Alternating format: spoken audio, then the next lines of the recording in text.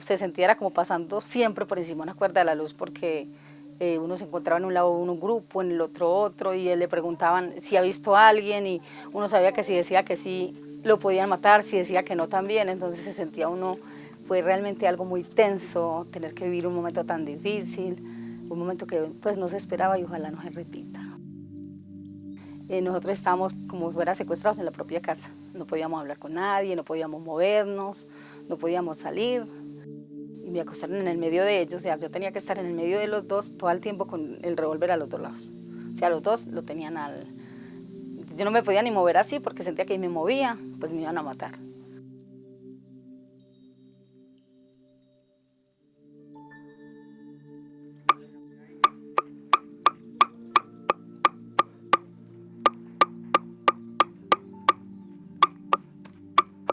Yo me llamo Marina Quintero y soy la médica de la tierra. Yo soy de Granada, de la vereda de la Cascada. Mi infancia fue levantada todo el tiempo en la vereda de la Cascada.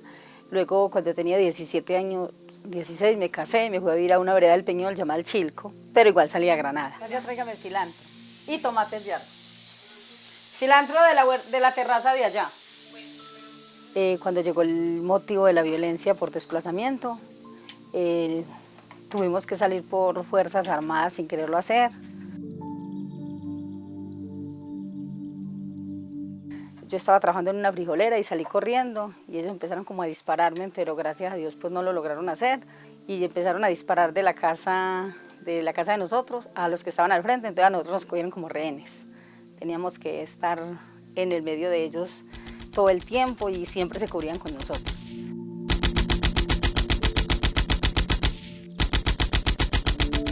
Después nos vinimos a vivir a Bahitos y ahí sí que fue muchísimo más difícil porque fue despuesito de que hubo la toma paramilitar en Granada.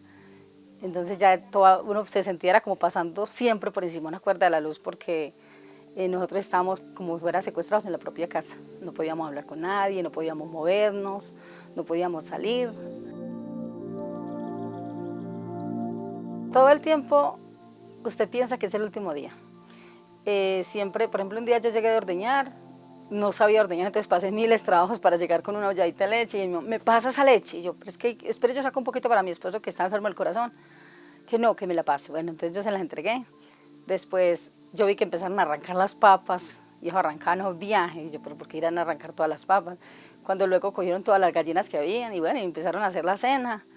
Y ya desde ahí todos los días permanecían en la casa. Ya una vez yo llegué de Granada y les pregunté, oiga, ¿ustedes se van a quedar esta noche con nosotros? Fue la primera vez que quedaron. Sí, ¿por qué? ¿Ella fue a sapear? Yo no, solamente pues me quedó una inquietud, que iban a dormir en la casa de nosotros. Ah, que sí.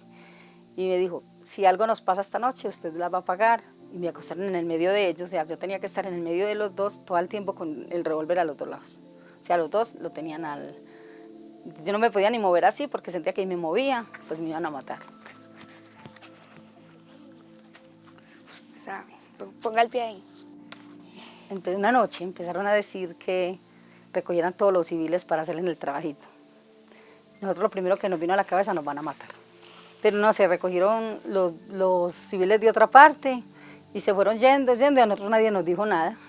Como a las 2 horas ya avisan por la emisora del Peñol que habían 7 muertos y gracias a Dios pues no, a nosotros no nos dijeron nada, sino que nos dejaron mal en la casa. Vamos. Para uno es lo mismo después de que tengan un arma y estén vestidos de verde, es lo mismo si es ejército, si es autodefensa, si es guerrilla, igual son fuerzas armadas. Y le dijeron que fuera por un mercado al Peñol. Él dijo que no, pues que no lo iba a hacer. Dijeron que si no servía para vivir, que el que no servía para vivir, no vivía para servir, no servía para vivir. Entonces le digo, ¿qué me quieren decir? Que entiéndalo, o sea, que usted no sirve para vivir. Le damos 3 días y en esos 3 días tuvo que abrirse. Se fue para Bogotá, yo me quedé en la finca con la niña y a los 2 meses me fui. No vean. Y una vez no tenía ni siquiera con qué hacerle un desayuno a la niña y me tocó robarme una papa. Entonces me marcó que quería vivir en el campo por eso y que quería tener mi propia tierra.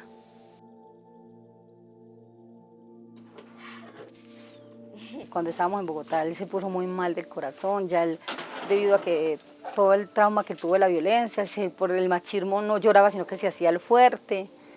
Y eso le fue dañando muchísimo el corazón, se le fue dañando. y ya cuando estábamos en Bogotá, ya tenía demasiado tensas las venas del corazón y eso le produjo la muerte, fue la violencia indirecta. Córranse para la mesa para que almuercen. Pasen la sillita.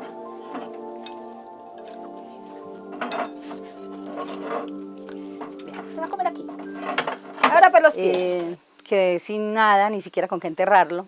Fue un dolor doble, porque uno no sabe qué es más duro, saber que usted tiene un familiar muerto, usted sabe que no tiene un peso para enterrarlo. Se sintió un dolor muy intenso, pero gracias a que mi madre ha sido una gran persona, tuve el apoyo de ella. Ella viajó desde Granada, y entre toda la familia recogieron con qué traerlo para poderlo enterrar en el Peñol. En el momento que regresó inicialmente, sentía una paz, porque tenía mucho dolor de la enviudada, por más difícil que uno haya vivido, es la persona que uno amó. Quedaba con 2 niños muy pequeñitos que iban a depender de mí. Y yo sentía que esa tierra era la que me iba a dar el sustento para ellos. Mi abuelita utilizaba mucho las plantas medicinales. Ya en ese momento, desafortunadamente, ella perdió la memoria, pero mi hijo se accidentó cuando tenía 8 años, mi hijo mayor, y perdió todos los órganos, o sea, se reventó todos los órganos así, de por dentro. Tuvo un estallido estomacal, tiene aparatomía, entonces era muy delicado para volver a darle de comer. ¿Yo qué hice? Me dediqué a buscar libros, a preguntarle a alguien, a las viejitas que tenían mucha experiencia, qué puedo hacer, con qué lo trato, cómo me acerco a él, porque le podía dañar la digestión, porque el intestino de él estuvo fuera de su estómago durante 12 días, duró 12 días en cuidados intensivos grave, donde no daban nada por la vida de él. Los primeros días había solamente que darle aguapanela. Cuando yo descubrí que la granadilla, y el mismo médico le decía granadilla, y en todas partes donde averiguaba, en libros para el funcionamiento del vaso, la granadilla, entonces yo empecé a darle granadilla, y siempre el precio siempre es costosito el de la granadilla. Desde ahí partió de empezar a sembrar granadilla. Y desde ahí todo lo que son plantas medicinales que eran para el estómago. Para cuando él le dolía, porque como él apenas tiene un cuartico de hígado, no se le podía dar mucho medicamento porque el hígado es el que absorbe los medicamentos. ¿Qué había que hacer? Darle con pequeñas plantas. Entonces, ¿qué se hace? Una infusión. Desde ahí empecé todo ese valor por las plantas medicinales. Esta es una plantica de acetaminofén. Hace en el cuerpo humano lo mismo que hace una pastilla de acetaminofén. Es muy evasiva. A mí me dicen la médica de la tierra porque yo voy a enseñar a las veredas a trabajar con orgánico y estaba enseñando a hacer microorganismos de montaña. Y les estaba enseñando que cuando uno le aplica eso al suelo, hace que la vida microbiológica viva y inclusive sirve mucho hasta para el ser humano. Y ellos me dijeron, es que usted es una enfermera. Y yo contesté, sí, pero del suelo. Y de ahí mismo me dijeron, o sea que usted va a ser la médica de la tierra. Pienso que tengo que saberlo aprovechar, dándole ese lugar a la tierra que se merece y aplicando mucho las plantas medicinales para todo.